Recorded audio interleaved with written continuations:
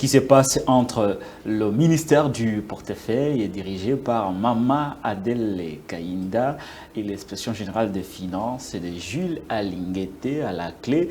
Il y a une polémique qui est née du rapport publié par l'IGF dans lequel on a cité nommément le ministère du portefeuille qui, selon ces rapports, est impliqué dans un bradage des actifs de la cominière. Vous savez, d'après le rapport publié par l'inspection générale des finances, il y a eu sous-évaluation, sous-estimation, allais-je dire, des actifs de la cominière.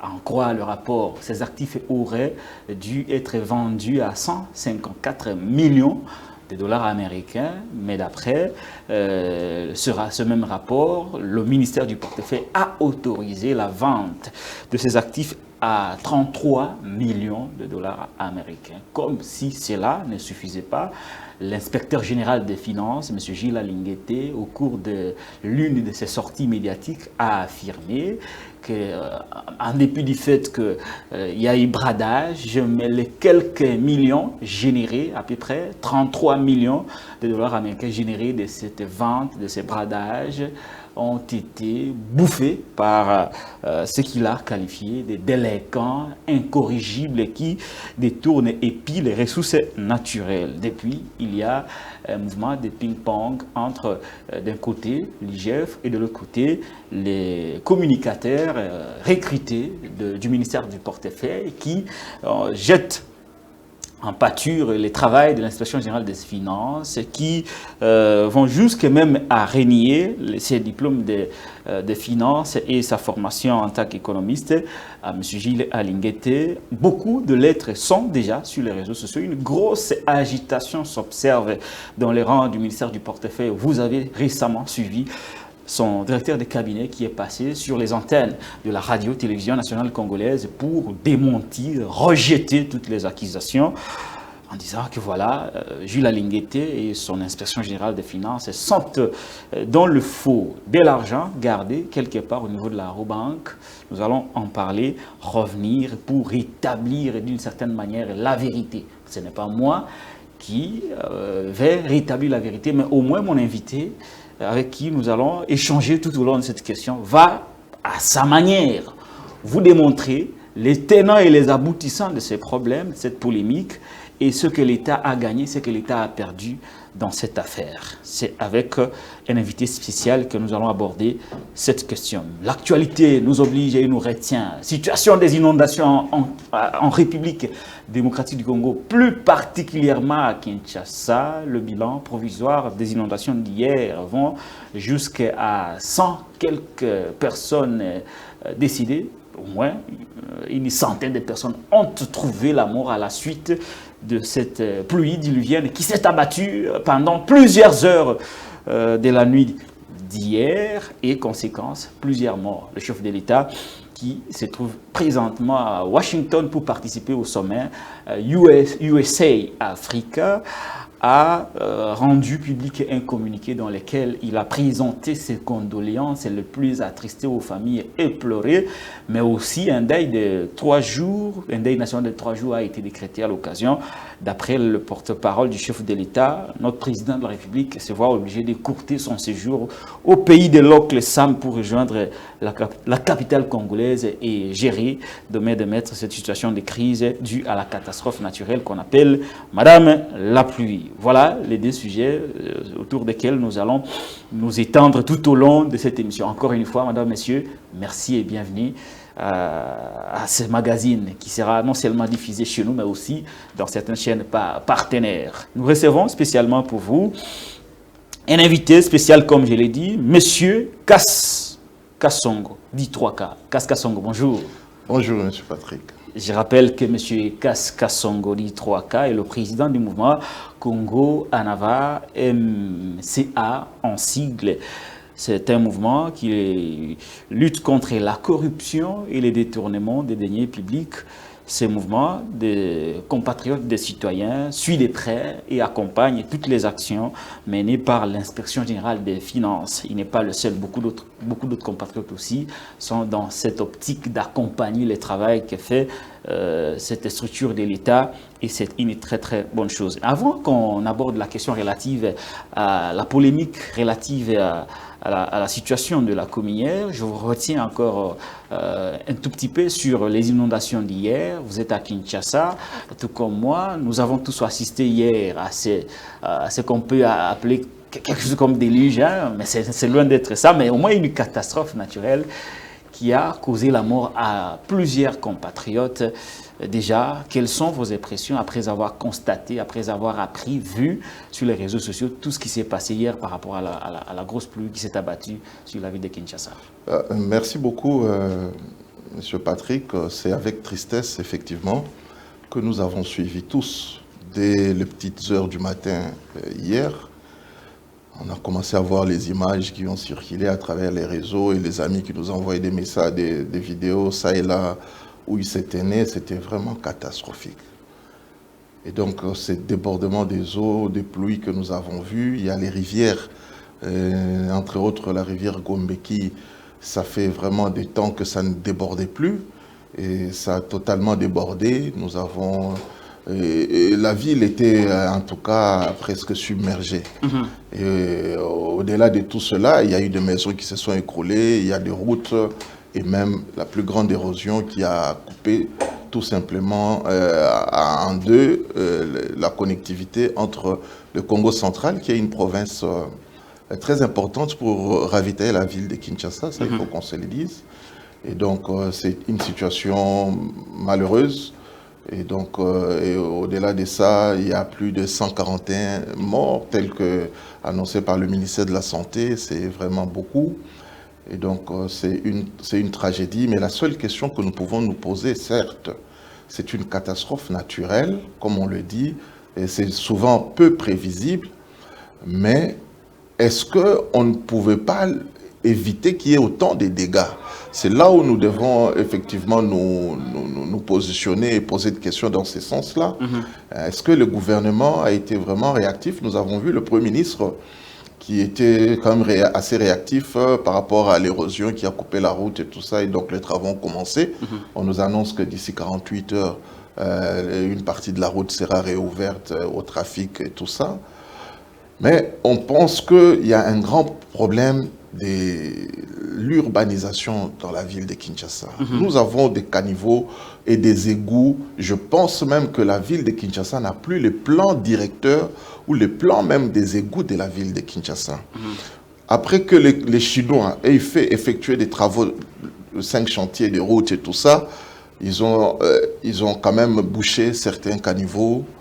Et bon, la population aussi, avec les immondices, ainsi que la croissance démographique au niveau de la capitale, ça apporte beaucoup plus des immondices, beaucoup plus des plastiques, des matériaux en plastique. Donc tout ça, ça contribue effectivement à ce qui est ce désastre que nous avons vu. Et nous voulons vraiment que, à partir de ces moments, que nous puissions tirer les leçons pour que pareille chose ne puisse plus arriver. Très bien. Donc, voilà un peu. Merci beaucoup. Allez, merci. La situation était tellement grave et nous ne voulons plus de ça. Il faudrait que les autorités s'y mettent pour mettre fin à cette situation.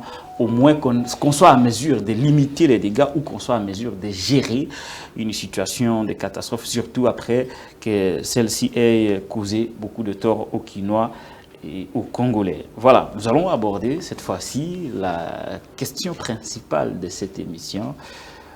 L'IGF a rendu public son rapport sur la Cominière. Je crois que c'est un rapport qui date du 30 novembre 2022. Tout à fait. Voilà, avant qu'on arrive dans les jeux de ping-pong, tout ce qu'il y a, les contradictions, les faits divers, les différentes versions qu'on a présentement sur la place publique. Pouvez-vous déjà nous donner une idée générale de ces rapports des 9 pages que l'IGF a rendu public sur la gestion des actifs de la Cominière? Alors, il faut que je précise quand même que le rapport qui a été publié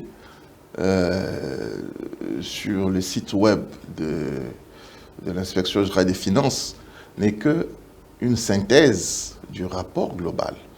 Donc ça, c'est une synthèse du rapport global. Le rapport global détient, comme vous le savez, pour tout rapport, il y a des annexes, il y a des éléments de preuve, il y a des procès-verbaux dressé. Et donc, ce qu'on nous a publié, c'est effectivement une synthèse qui explique un peu succinctement les grandes lignes qui est contenue dans le rapport global que l'Inspection générale des finances a publié. En même temps, elle a publié également le rapport sur Sodimico, le même jour aussi. Et donc, depuis un certain temps, l'Inspection générale des finances s'est intéressée à la question minière.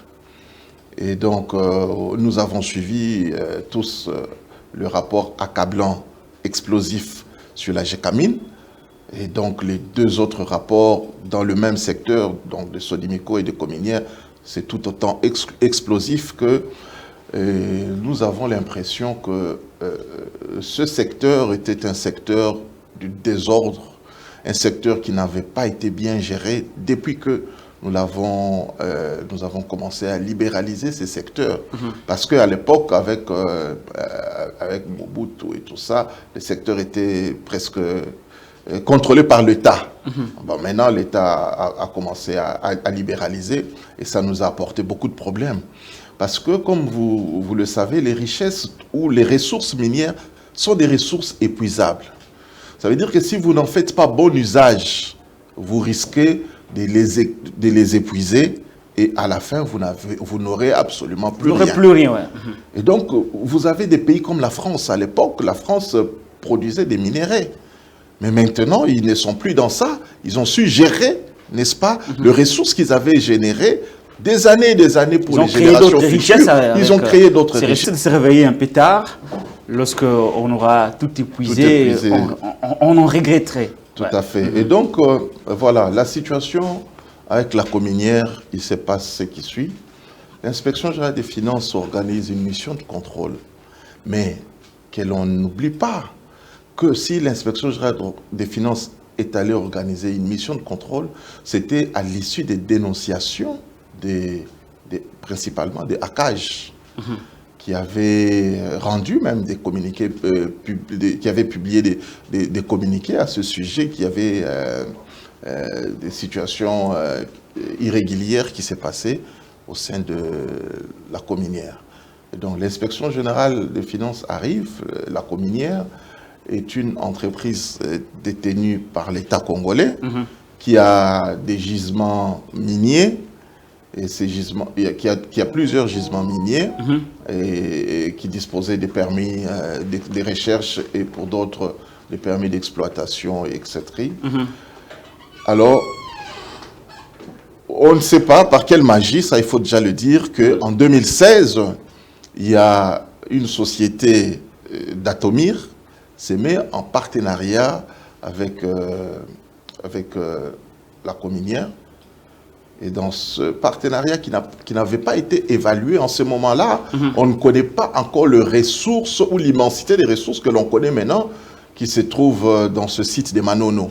Donc cette entreprise arrive, une entreprise chinoise et qui entre en partenariat. Et Cominière cède 70% à ce partenariat. Et donc la Cominière reste avec 30%.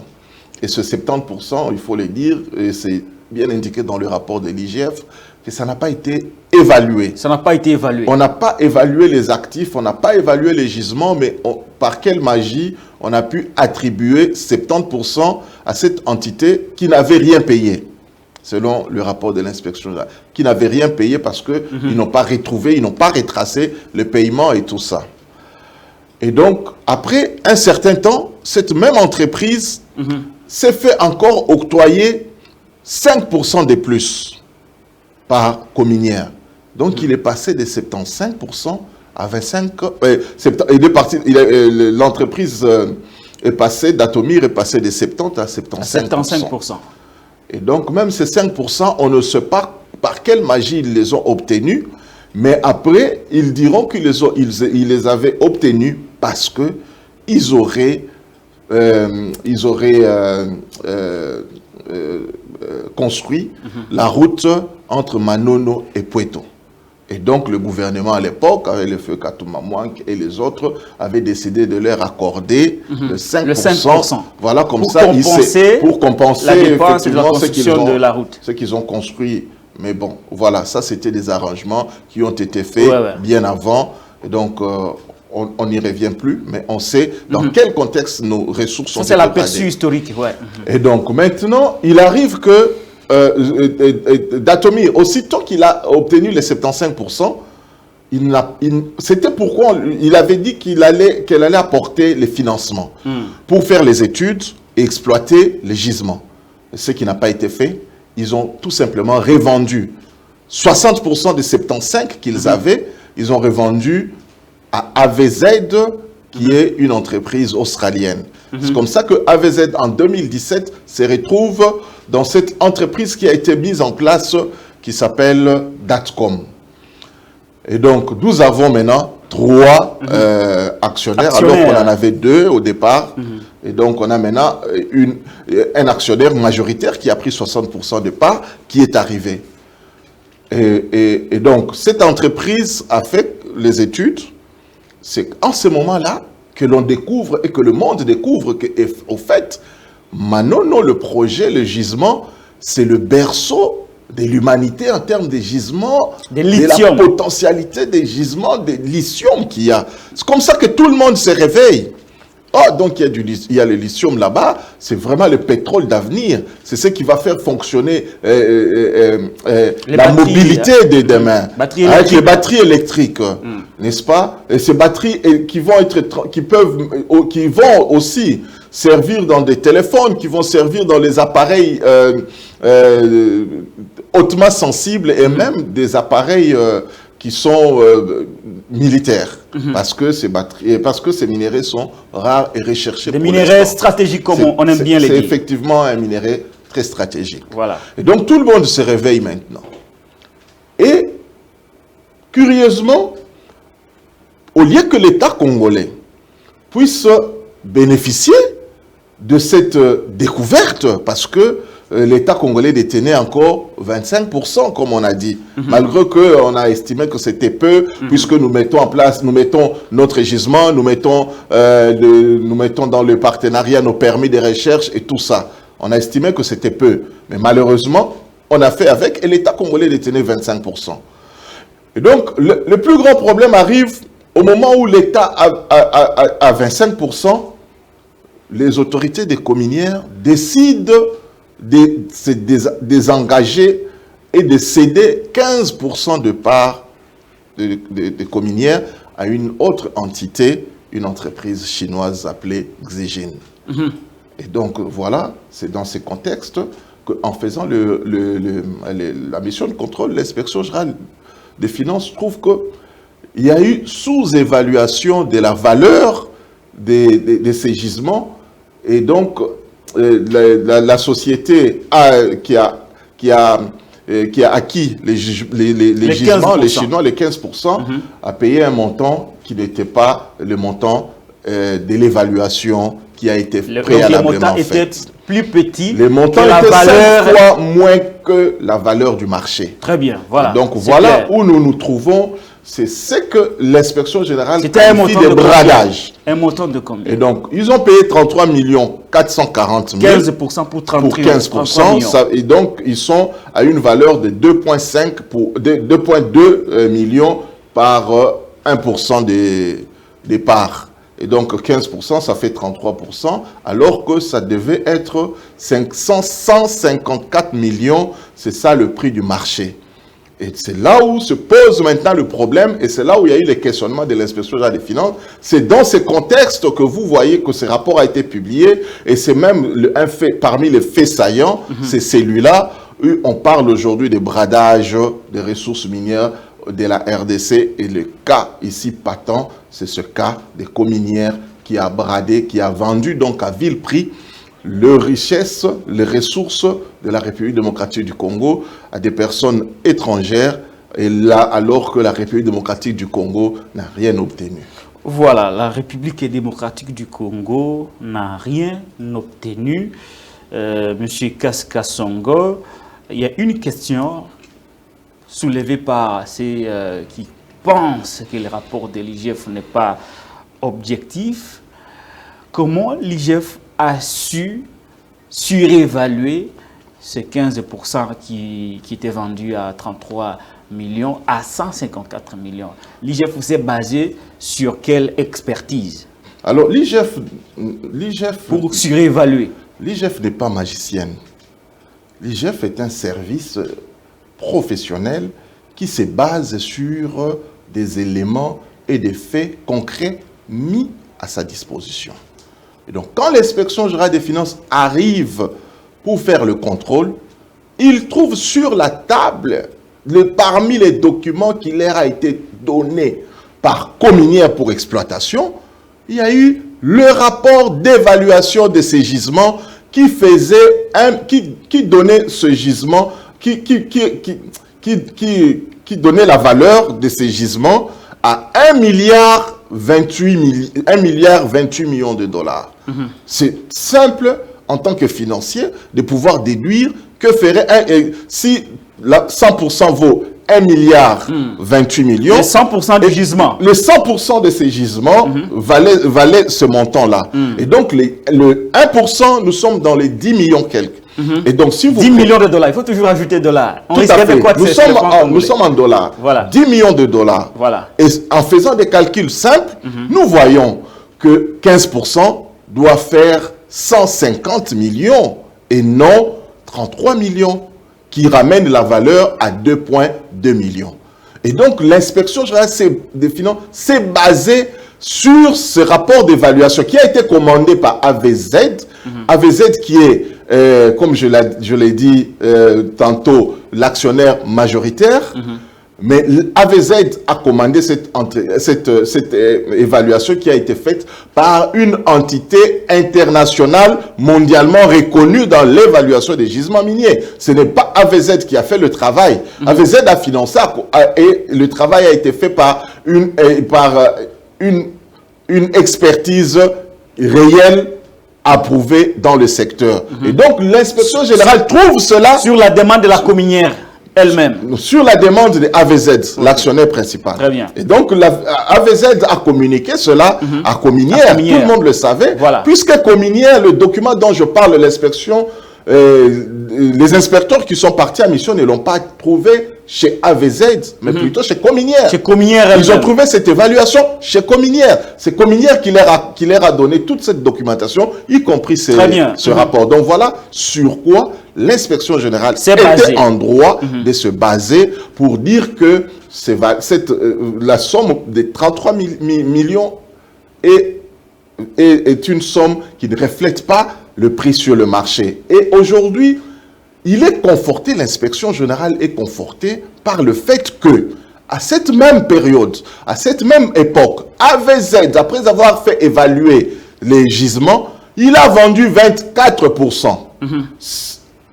24% de ses propres parts. Okay. Il les a vendus à 240 millions de dollars. Combien de pourcents? À une autre entité, 24%. À 200? À 240, ça veut dire qu'il a fait exactement le calcul, c'est le même exercice que nous venions de faire. Donc, si 24% vaut 240 millions, donc 15% valait 150 millions. Ils n'ont multiplié que fois 10. 24% multiplié fois 10 millions, comme j'ai dit par pourcentage, on est à 240 millions. Et donc, comment eux, ils vont vendre à 240 millions et nous allons nous contenter de les vendre à 33 millions. Alors que nous sommes dans la même période, 2021, nous sommes dans les mêmes circonstances pour les mêmes gisements. Ça veut dire que nous avons sous-évalué. Et donc, c'est clair et net quand l'inspection générale des finances dit qu'il y a bradage, quand on peut vendre quelque chose à moins cher. Mais le plus grand problème dans ça, moi, je pense qu'il y a deux problèmes. Lesquels? Pour éviter de nous amener dans la diversion ou la distraction, le problème central, les problèmes centraux, il y en a deux, on peut les dire même trois. Première, c'est quelle est la valeur, ce que nous sommes en train de dire, des 15% de parts des cominières. Nous avons déjà démontré la valeur ici. Par rapport à ce que eux ils ont vendu, par rapport à la somme que eux ils ont encaissée, c'est très moins cher. Nous avons démontré. Deuxièmement, quelle était l'opportunité de vendre?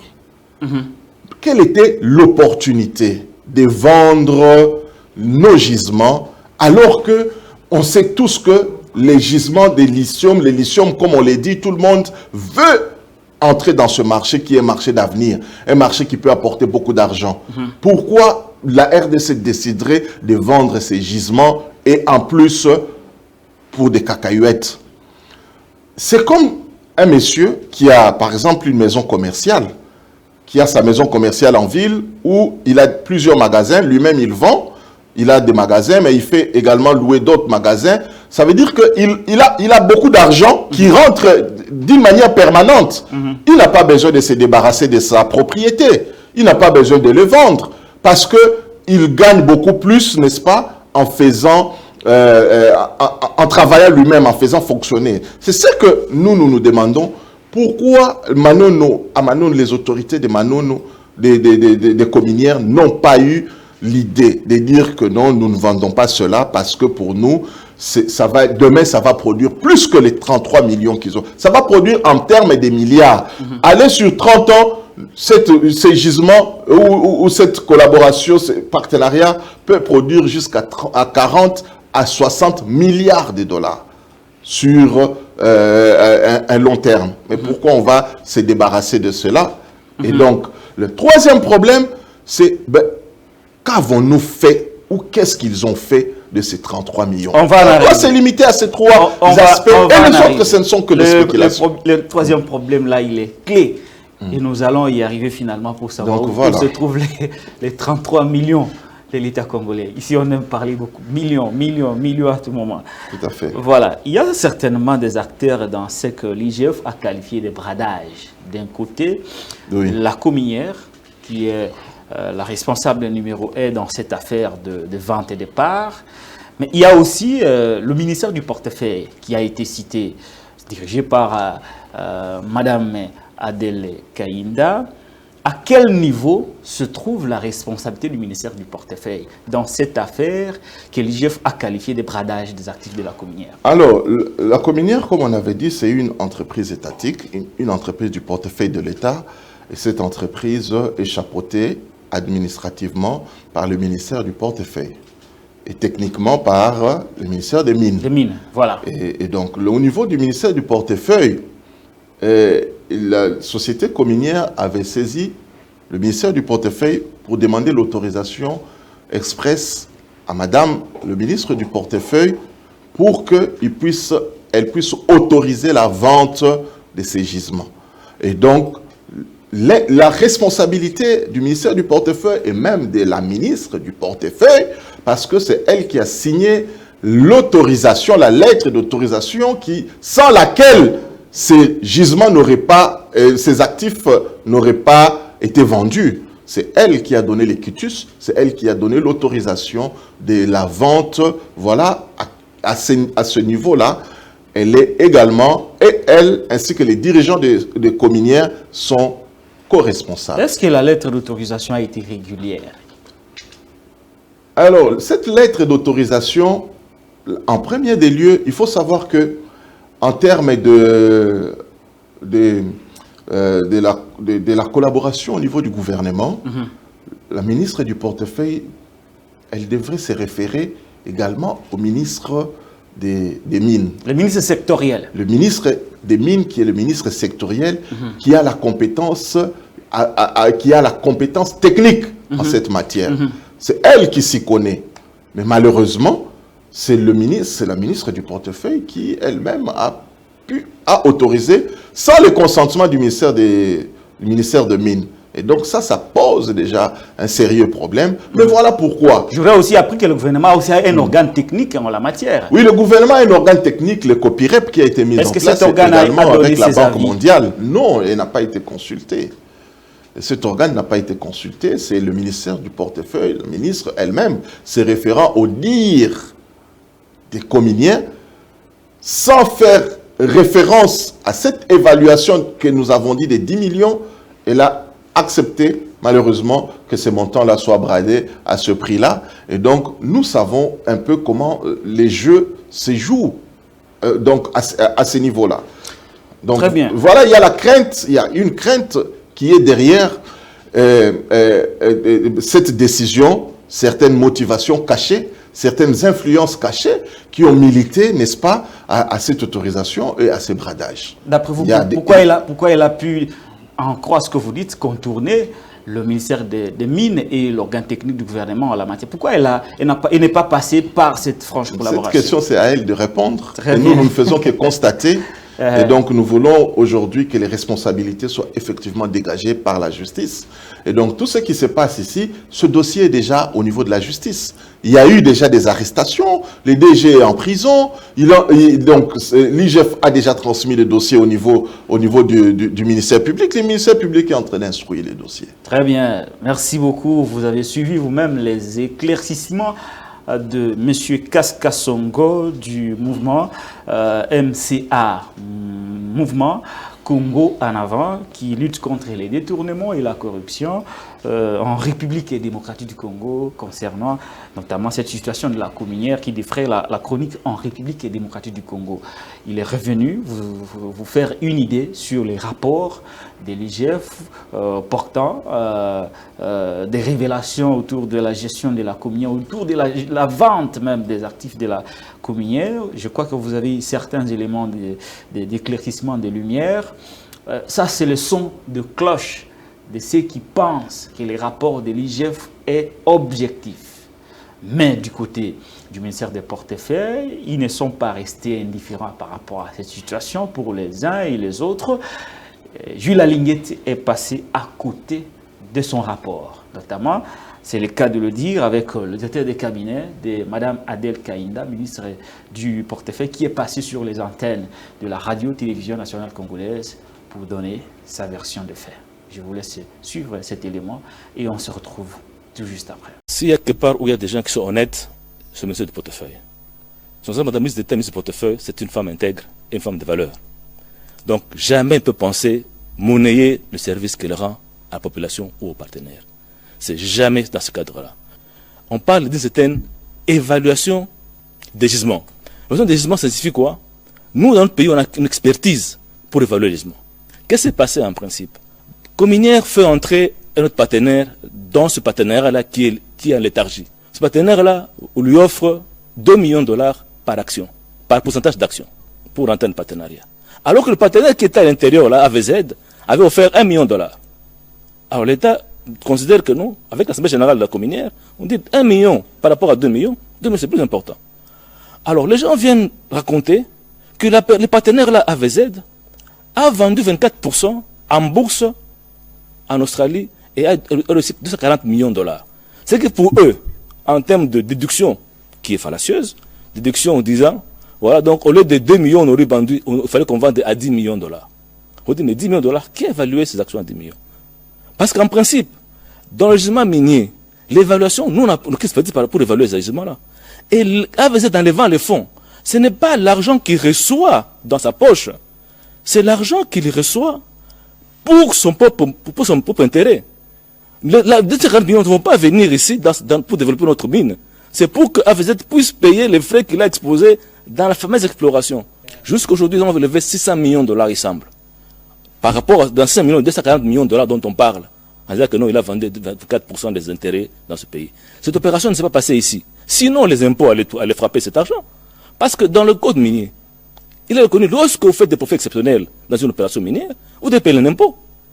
Pourquoi l'impôt ne frappe pas cet argent qui a été reçu? Et nous demandons qu'aujourd'hui, nous venons exiger que cet argent-là, qui est élevé, qu'on puisse donner un ultimatum à ces gens-là, pour que cet argent puisse servir de développement de cette mine. En principe, aujourd'hui, le lithium est à 80 000 dollars la tonne, alors qu'il était il y a une année à 8 000 dollars. Il faut vous imaginer quelle perte pour nous, si on continue à perdre du temps comme ça, avec des spéculateurs. On doit arrêter les spéculateurs, il faut qu'on... Vous avez suivi le directeur des cabinets de Madame le ministre du Portefeuille, qui qualifie votre déduction de fallacieuse. Comment réagissez-vous? Non, je suis content parce que nous l'avons tous suivi. Il n'a pas dénié le fait que le 24% de AVZ a coûté 240 millions. Il a reconnu. Il n'a pas régné cela. Mais il a dit que c'était vendu à l'extérieur du pays. Et ça, oui, c'est ce que je dis. Et ça veut dire que nous avons la capacité, les compétences et les droits de vendre n'importe où là où nous voulons.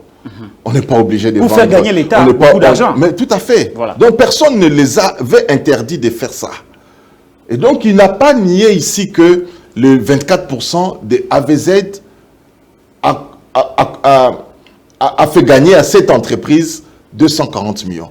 Tous les restes dont tu parles, moi je crois que c'est une diversion, c'est une distraction qui nous éloigne de notre question principale, qui est quelle est la valeur des 15% que la société communière, ainsi qu'en collaboration ou en connivence avec le ministère du portefeuille, a vendu à 33 millions de dollars. Donc ici, il confirme que c'est effectivement, il y a un bradage parce que si nous avons vendu tel que c'est souhaitable dans le marché, dans le marché, dans les bons marchés, nous devions obtenir effectivement 150 millions et non les 33 millions qui est minime. Il n'a fait que confirmer cela. Donc voilà. Et donc, il y a une question de fond. Quel intérêt le ministre du portefeuille avec la cominière ont de vendre les 15% de la cominière à 33% alors qu'elles auraient dû être vendues à 54 millions de dollars américains, comme d'ailleurs AVZ a vendu ses parts de 24% à hauteur de 200 quelques millions de dollars. Quel intérêt ils ont de brader alors qu'on connaît tous que les marchés pouvaient être surévalués? Mais c'est exactement la question que se pose la population congolaise, y compris nous. C'est à cette question précisément que nous voulons que la justice puisse nous apporter les éclaircissements et la réponse. Parce que nous ne comprenons pas que sans qu'il y ait une motivation externe quelconque d'influence, sans qu'il y ait un intérêt particulier des individus quelque part, on peut accepter de vendre et de faire perdre à l'État 121 millions, parce que 121 millions de dollars. On a perdu 121 millions en termes de manque à gagner qui pouvaient entrer dans les caisses de l'État, dans les caisses des cominières. C'est exactement là où nous sommes. Nous nous posons la même question.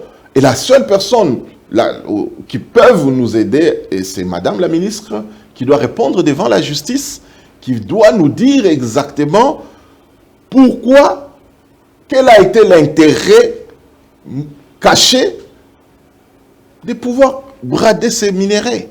Alors que le chef de l'État tape le poing sur la table, tout le monde, on a compris qu'il y a toujours eu des bradages, il y a eu un désordre énorme dans ces secteurs. Quand on veut mettre de l'ordre avec le gouvernement actuel, on ne peut plus continuer à faire les mêmes pratiques qu'il y avait dans les temps passés. Donc on veut vraiment voir clair. Voir clair dans cette affaire. Invite Madame Tout à fait. la ministre du portefeuille. Parlons de 33 millions. Laissons un peu, c'est 121, c'est 140 millions. On se focalise un peu, M. Kaskasongo, 3K, sur les 33 millions dont on parle. Oui. Dont il parle, le ministre du portefeuille et ses collaborateurs. Où sont les 33 millions de dollars américains vendus par la cominière? D'après M. Gilles Alinguete, ces 33 millions de dollars américains ont été bouffés. Il a dit à Lingala, balayé en haut. Mais ce n'est pas de l'avis de ceux qui soutiennent Madame la ministre du portefeuille, qui affirment à leur tour que de ces 33 millions, 12 millions de dollars sont déposés au niveau de la Robank. Vous savez, qui a tort, qui a raison? Non, vous savez, Monsieur Patrick, en termes de chiffres, c'est difficile de mentir en termes de chiffres. Difficile de mentir. C'est difficile, surtout quand il y a une banque qui est mise en jeu. Cet argent n'a pas été payé en liquide. Les 33 millions a été payé via le système bancaire. Voilà. Et donc, quand vous êtes en présence d'une banque qui peut mettre à votre disposition les extraits bancaires, vous ne pouvez pas aujourd'hui dire que ce que l'inspecteur général des finances communique ou donne comme information va être fausse. Parce qu'il a entre ses mains, à sa disposition, les extraits des comptes. Et dans ces extraits des comptes, ça renseigne tout le mouvement de ces comptes. tout le mouvement d'entrée des 33 millions jusqu'à ce que ça va s'épuiser. Si lui qui a tous ces éléments arrive à nous dire que non, il n'y a plus rien dans ces comptes. Ils ont tout bouffé. Ils ont tout bouffé, ils ont tout dépensé. Voilà pourquoi j'avais posé la question de l'opportunité. Est-ce que nous avons vendu ces ressources, nous sommes désengagés pour que nous puissions le bouffer, pour qu'on puisse faire fonctionner, qu'on paye, comme c'est dit là-bas, les paiements du conseil d'administration. Non, ce n'est pas ce qu'on a fait. On a payé les honoraires des avocats, les honoraires des facilitateurs, les gens qui auraient mis en contact la société Xigine ainsi que Cominière, et tous ces gens-là. La plus grande partie est partie dans des collations, dans des primes diverses, etc. Et donc, revenir à ce dont vous avez parlé de 12 millions. Qui serait gardé à la... Non, nous avons vu un document de la Rabobank publié, un document publié dans les réseaux sociaux. Moi, j'ai vu personnellement de la Rabobank qui attestait effectivement qu'il y avait un dépôt à terme, un DAT de 12 millions qui a été déposé par Cominière au niveau de la Rabobank. Mais ça, c'est une diversion. Et ça, c'est ce que je trouve insultant. Parce que c'est DAT. Mais les extraits révèlent que ce DAT n'est pas resté là-bas plus de 2 mois. Ils ont déposé pour faire une diversion. Juste 1 mois après, ils ont commencé à utiliser cet argent.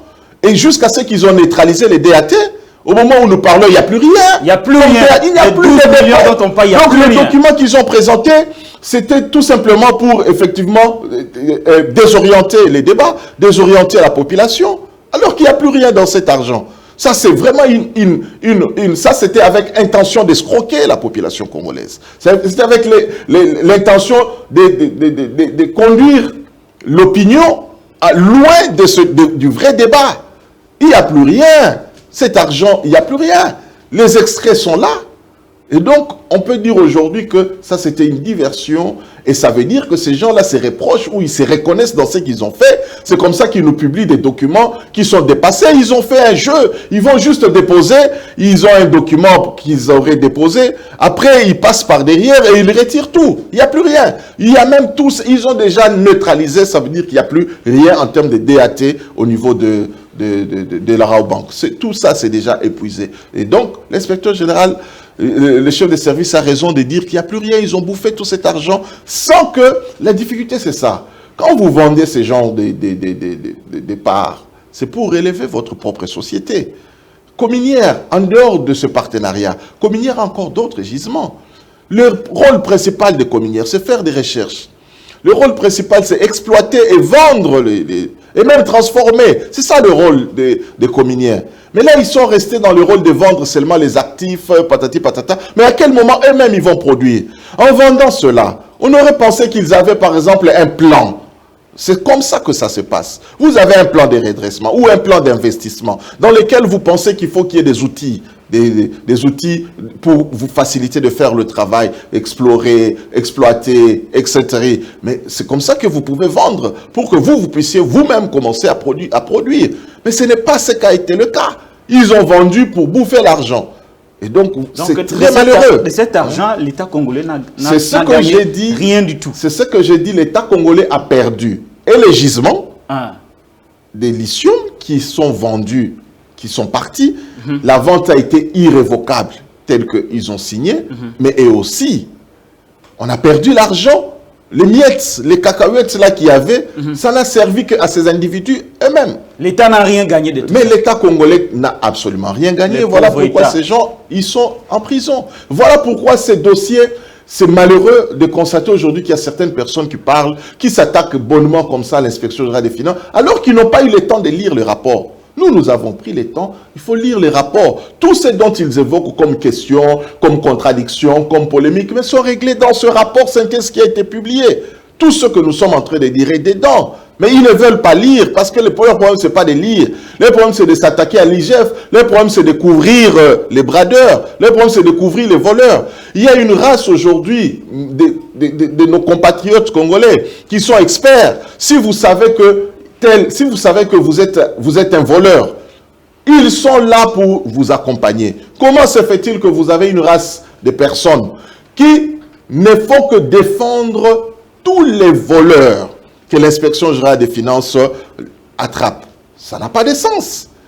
Si l'IGF qualifie, il trouve, par exemple, telle infraction chez tel ministre, il n'y a pas eu que Adel, il y en a eu plusieurs. Mais vous verrez que ce sont ces mêmes personnes qui sont toujours derrière ces gens-là qui sont accusés de vol, au lieu de les laisser, qu'ils aillent s'expliquer devant la justice. Et qu'après, s'ils sont lavés par la justice, en ce moment-là, on dira, ah, effectivement, ils avaient raison. Mais tant qu'ils ne sont même pas encore allés devant la justice, comment est-ce que nous allons, ces gens-là vont continuer à prendre continuellement défense de tous les voleurs? Donc, ce n'est pas normal. Très bien, nous allons prendre la dernière ligne de cette émission, la partie qui concerne les accusations portées contre M. Gilles Alinguete de la part de ceux qui pensent qu'il est à côté, de sa mission, il n'a pas compétence d'aller dans le mine, comment lui, l'inspecteur général des finances, il se retrouve dans le mine. Je vais poser ces quelques questions, ces allégations à M. Kaskasongo de MCA pour qu'il puisse nous donner sa version de fait et comment il voit les choses, comment il observe et suit les comportements de l'inspection générale des finances. D'abord, il y en a qui pensent, qui se posent la question de savoir pourquoi Jules Alinguete défend AVZ. Oh, bon, écoutez, ça, je ne sais pas. Je n'ai pas lu cela dans le rapport qui a été publié. Donc, je ne peux pas aujourd'hui affirmer que l'inspection, que Jules Alinguete aurait un intérêt quelconque à défendre AVZ. L'inspection générale des finances défendait AVZ. Je crois qu'on n'aurait peut-être pas eu les rapports que nous avons ici. Parce que c'est dans un partenariat où il y a AVZ et Cominière où tout cela est en train de se jouer. Et donc ici, on est en train de parler des actifs des Cominières qui ont été vendus et non le contraire. On ne parle pas des actifs des AVZ qui est une entité privée. On parle des actifs des Cominières qui appartiennent à l'État. L'inspection générale est allée effectivement contrôler Cominières. Et donc je ne vois pas ceux qui veulent faire porter cette casquette d'avocat de AVZ à Jules Alinguete, je ne vois vraiment pas des rapports. D'autres disent pourquoi Alinguete ne parle jamais d'AVZ. Mais comment est-ce que nous avons connu le nom de AVZ? C'est parce que nous avons lu dans les rapports, le nom de AVZ est cité. On n'a pas tout ce que nous venons de relever tout au long de ce débat. Où est-ce que nous les avons eus? Si ce n'est dans ce rapport, ça veut dire qu'ils ont parlé de AVZ. S'agissant des arrestations, vous avez dit tout à l'heure que le directeur général des Cominières est aux arrêts. Tout à fait. J'ai suivi un confrère, journaliste, Maïs Chibango, qui a dit qu'il est aux arrêts parce que Jules Alinguete a mis de la pression sur le ministre de la Justice afin qu'on procède à l'arrestation du directeur général des Cominières. Comment réagissez-vous? Non, écoutez, ça, voilà ce qui se passe. En tout cas, peut-être que les gens ne comprennent pas très bien le rôle et le travail de l'inspection générale des finances. L'inspection générale des finances, les inspecteurs sont des OPJ. Les OPJ qui font des notes d'OPJ après avoir constaté qu'il y a eu des infractions. Ils font une note d'OPJ, ils attachent leur rapport et ils envoient au ministère public. Donc, ils envoient au parquet. Et c'est le parquet qui regarde, qui constate. S'il doit inviter, le parquet invite les personnes concernées, le parquet les interroge. Si le parquet estime qu'il y a des indices sérieux de culpabilité, le parquet les met sous mandat d'arrêt provisoire. Et c'est ça le cas. Donc, je ne vois pas par quelle magie ou par quel pouvoir l'inspecteur général il n'a aucun pouvoir d'injonction. Sur le ministre de la Justice. Sur le ministre, c'est absurde. Et il n'en a même pas sur le parquet. Comment il va en avoir sur Madame le ministre? Non, moi je crois que ça c'est vraiment dépassé. C'est quelqu'un qui ne maîtrise pas en fait les institutions et le fonctionnement des institutions dans notre pays. Alors quand Jules Alinguete parle d'AVZ, de ces rapports qu'AVZ a commandés, que la Cominière lui a fournis, ce qui lui a permis justement d'avoir comme base pour comprendre comment il y a eu sous-évaluation des actifs de la Cominière, toujours les mêmes. Maïs Chibango dit que voilà, pourquoi lui, Jules Alinguete, qui est un fonctionnaire de l'État, parle de l'AVZ dans ses rapports, alors que nous savons tous que l'AVZ a eu de part de la communière de manière irrégulière. Alors, c'est quoi le vrai problème? Qu'est-ce que vous voulez comprendre? Il ne voulait pas qu'il parle que Gilles Alinguete évoque AVZ dans son rapport. Non, mais tantôt ils disent une chose et son contraire. Tantôt ils disent que l'IGF ne parle pas de AVZ puisqu'il est avocat de AVZ. Tantôt ils parlent quand ça les arrange. Il dit que non, lui ne peut pas parler d'AVZ parce qu'il est fonctionnaire de l'État. Non, lui il a parlé d'un rapport qui existe. Et ce rapport a été commandé par une entité. Le rapport n'est pas tombé du ciel. Il faut payer l'argent pour qu'il y ait les études de faisabilité. Ça a coûté une centaine, des dizaines de millions de dollars. Mais c'est AVZ qui les a payés. Et donc, le rapport dont il se fonde, comme je l'ai dit tout à l'heure, mais c'était déposé chez Cominière. C'est Cominière qui a donné la copie de ce rapport. Et donc, quelqu'un qui vous donne un rapport, que ça soit une entité étrangère, mais qui vous dit quand même que la valeur de vos biens que vous avez, ça vaut cette valeur qui est supérieure, qui est très élevée. Vous allez refuser de pour prendre les rapports de vos frères qui les minimisent, qui les sous-évaluent. Mais ça n'a pas de sens. Pourquoi alors il serait inspecteur général des finances? S'il est inspecteur général des finances, il faut qu'il y ait des recettes qui rentrent dans les comptes de l'État. Il a besoin que l'argent puisse renflouer les comptes du Trésor. Mais c'est ça son travail, pour qu'il n'y ait pas bradage, sécuriser le patrimoine de l'État. C'est exactement ce qu'il fait. Là où ils ont sous-évalué, il les redresse. Et c'est la même chose qui se fait partout, que ce soit au niveau de l'inspecteur, que ce soit au niveau de la DGI, au niveau de la DGDA, les inspecteurs sont là pour faire ça. Et donc ils ne sont pas là ils ne sont pas contre les uns pour les autres, non, ils font leur travail. Très bien. Le journaliste Maïs Chibango est allé jusqu'à contester le diplôme de finances de M. Gilles Alinguete parce que d'après lui, les rapports n'est pas fondé, n'est pas objectif. Non, écoutez, le rapport est dressé, comme j'ai dit, le rapport n'est pas dressé par Gilles Alinguete, en premier lieu. Donc vous comprendrez mais pourquoi on sait que c'est l'IGF qui a fait le rapport. Oui, vous comprendrez on préfère s'attaquer à la personne. Oui, c'est ce que je veux dire. C'est ce que je suis en train de dire. Ouais. Alors que les inspecteurs qui ont fait les enquêtes, qui ont dressé le rapport, ce sont des personnes distinctes de Gilles Alinguete. Mais maintenant, quand ils parlent, quand il met en doute les diplômes, en tout cas, de Gilles Alinguete, alors que lui, il est le chef de ce service. Il porte, au fait, s'il parle, c'est parce qu'il porte les rapports qui sont faits par les inspecteurs, ça devient les rapports de l'IGF, et c'est lui le représentant numéro 1 de l'inspection générale des finances vis-à-vis des tiers. C'est comme ça qu'il parle.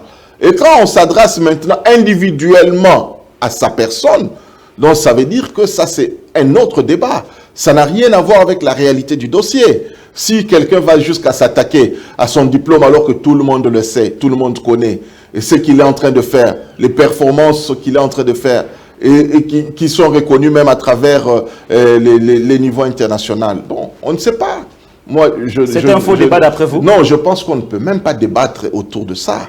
On ne peut même pas parler de ça. Ce n'est que si c'est lui qui débute cela. Bon, ça c'est sa position. On comprend tout de suite ce qu'il est. Donc, voilà. On dit que M. Gilles Alinguete s'acharne sur Mme Adel Kaïnda. Oui, mais c'est pareil. Vous savez, quand l'inspecteur général des finances... Y a-t-il un problème particulier entre Mme Adel Kaïnda et l'inspecteur général des finances, M. Gilles Alinguete? C'est ce que je dis. Vous voyez, nous avons, en suivant un peu les actions et les rapports de l'inspection générale des finances et tout ça, nous nous sommes rendus compte que à chaque fois qu'il y a un rapport, on cherche toujours des prétextes et des alibis pour nuire à Gilles Alinguete. C'est pour stopper ce travail. C'est un noble travail qu'il est en train de faire pour la République.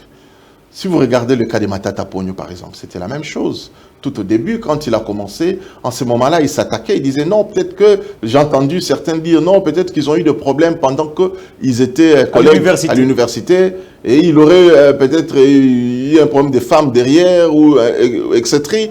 Ils sont allés jusqu'à dire que non, c'est peut-être un problème de jalousie, parce que voilà, Matata Ponyo est arrivé jusqu'à être Premier ministre, et lui non, alors qu'ils ont évolué tous ensemble dans la même promotion. Vous avez vu quand il a eu des problèmes avec les problèmes des TENAFEP, là, des paiements de primes avec le ministre de l'EPST. On a dit que Tony Mwaba, on a dit qu'il s'acharnait contre le ministre, il avait un problème particulier, mais c'est comme ça, ça a toujours été le cas. Et donc ça ne sera pas la dernière personne à dire cela. Donc d'autres aussi qui seront attrapés au fur et à mesure, ils vont toujours commencer à dire qu'il s'agit d'acharnement ou des questions, des questions personnelles et tout ça. Mais ça, on sait que c'est faux. Ils ont affaire, si aujourd'hui ils ont affaire, s'ils ont des contentieux, c'est en rapport avec le travail. Ça n'a rien à voir. Que ce soit Mme Adel Kaïn ou quelqu'un d'autre comme ministre à ce moment-là, ça serait la même chose. Je ne pense pas qu'il y ait de problème là. Je ne crois pas. Il faut pas qu'on amène ces débats. C'est ça même la vraie diversion qu'on veut nous amener pour nous empêcher, n'est-ce pas, de nous focaliser sur les principaux problèmes créés par le bradage des ressources minières. C'est ça notre problème ici. Nous avons dit la valeur qui a été sous-évaluée, l'opportunité. Et nous avons parlé également de ce pillage de 33 millions qui ont été décaissés. Voilà, nous sommes pratiquement à la fin de cette émission, mais il y a une seule question qui reste. Le directeur général des Cominières est aux arrêts. Il n'est pas le seul à être cité dans ces bradages.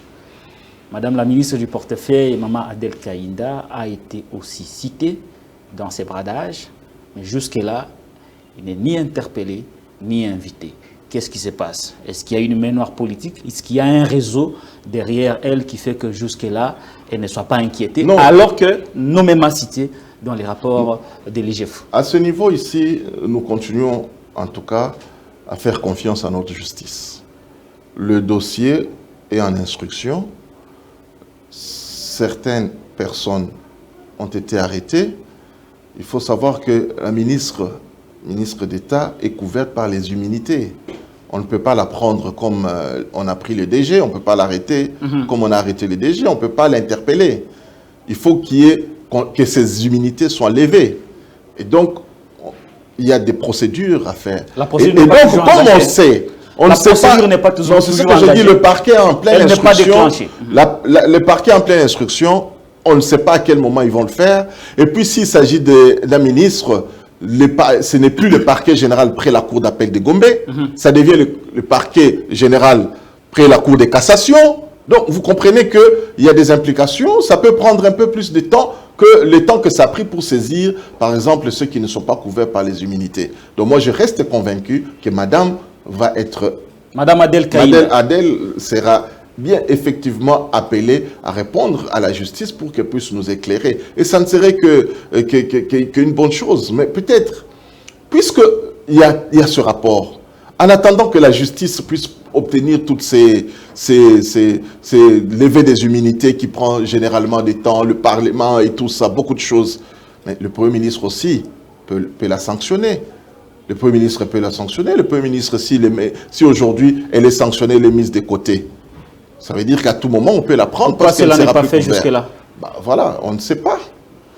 On ne sait pas. Il faut que les choses bougent. Il faut que même au niveau du Premier ministre, que l'on sente cette coordination gouvernementale. Est-il au courant? Il y a un rapport qui existe? Non, je suis sûr. Oui, le Premier ministre est au courant parce que quand les rapports existent, et puisqu'il s'agit d'un ministre, il y a toujours un rapport qui est directement envoyé au Premier ministre ainsi qu'au Président de la République. Ok, très bien. Nous sommes arrivés à la fin. Un petit mot de la fin. Ok, merci beaucoup. Alors, merci de m'avoir reçu. Le mot de la fin, c'est que nous ne devons pas jouer, nous ne devons pas blaguer quand on parle de corruption, de vol, d'impunité dans notre pays. Il faut que ça nous énerve tous. Quand une personne est citée, cette personne, effectivement, est présumée innocente. Mais il faut qu'on le laisse aller jusqu'au niveau de la justice pour qu'elle aille se défendre. On ne peut pas aujourd'hui se limiter à commencer à appuyer quelqu'un parce qu'il nous a donné des miettes, alors que ce sont des millions qu'eux-mêmes ils empochent. Ils encaissent des millions de dollars. Mais ce qu'ils donnent, c'est des miettes pour les gens qui doivent commencer à parler pour eux. Alors que les mal qu'ils nous font, S'il y a tout ce que nous vivons ici, tout ça, des problèmes d'inondation, des problèmes de routes, des manques de routes, nous avons la guerre là-bas, il faut des armes, il faut tout cela. Il faut construire une armée qui n'existe presque pas. Nous sommes la rusée aujourd'hui du monde. Les pays voisins, de petits pays qui s'attaquent à nous et parce qu'ils ont des armes, ils ont des soutiens et tout ça. Mais tout cela ne peut changer que quand nous aurons suffisamment de moyens. Et pour les avoir, mais ces moyens, il ne faut pas les voler. Il faut que ces moyens soient canalisés dans les caisses de l'État. Une fois que ces moyens rentrent dans les poches des individus, nous n'avons plus les moyens de pouvoir prendre en charge, par exemple, nos hôpitaux, les écoles. Et donc, la question de la corruption, la question du détournement doit être une question assez importante pour tout le monde. Chaque fois qu'on citerait un voleur, lisez le rapport. Lisez le rapport. Au lieu de commencer déjà à prendre position pour, soit parce que pour des faits politiques, ou parce que c'est notre frère, notre cousin, mais ou parce que, par exemple, on a eu à toucher quelques miettes. Et donc ça, c'est un grand problème. Il faut que nous tous qui combattons ce fléau, que nous puissions aussi nous lever, parce que vous voyez, les voleurs, ils sont en solidarité. Eux, ils sont très solidaires. Et quand ils passent en action, ils passent d'une manière solidaire. Mais pour les autres, qui ne sont pas voleurs, mais ils sont plutôt observateurs. Ils laissent certaines personnes, ils laissent le mouvement Congo en avant, ainsi que d'autres se battre seuls, alors que c'est une affaire collective. Et donc voilà un peu, moi j'appellerai toujours à l'éveil patriotique, à l'éveil des consciences pour que nous puissions tous lutter, parce que aujourd'hui, ce n'est pas pour soutenir Jules Alinguete. C'est pour soutenir la lutte contre la corruption. C'est pour soutenir la lutte contre les détournements que nous sommes aujourd'hui en train de soutenir l'inspection générale des finances à cause du travail qu'il est en train de produire. Donc vraiment, on appelle à ce que tout le monde puisse se mettre au pas, puisque cette lutte, elle est vraiment une lutte noble et sacrée pour notre pays. Monsieur Kaskasongo 3K, merci d'avoir répondu à mon invitation. C'est moi qui vous remercie. Merci beaucoup. J'ai réservé pour vous Monsieur Kaskasongo 3K, président national du mouvement Congo Anava MCA, en sigle, un mouvement qui lutte contre la corruption et les détournements en République démocratique du Congo. Ce mouvement d'éveil patriotique suit de près les actions menées par l'inspection générale des finances et dirigée par M. Gilles Alinguete. Tous derrière l'IGF pour combattre la corruption, les détournements et le bradage des actifs miniers, surtout pour les cas de la cominière. D'ici là, portez-vous bien et je vous souhaite de passer de très bons moments de télé à travers vos chaînes.